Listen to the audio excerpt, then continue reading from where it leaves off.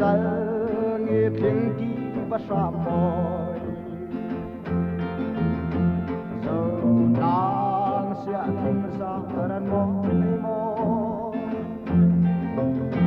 thì anh sai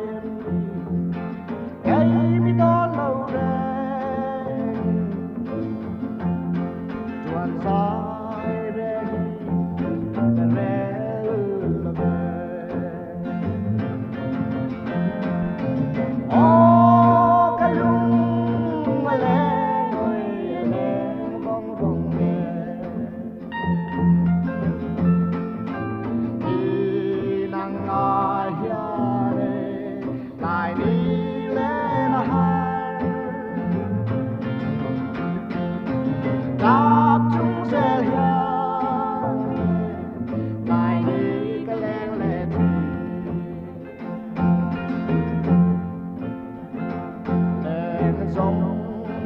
lim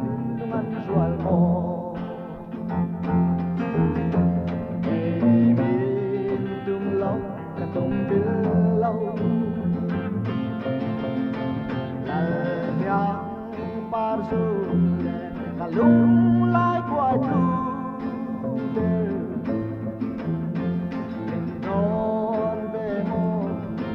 lai cái này lâu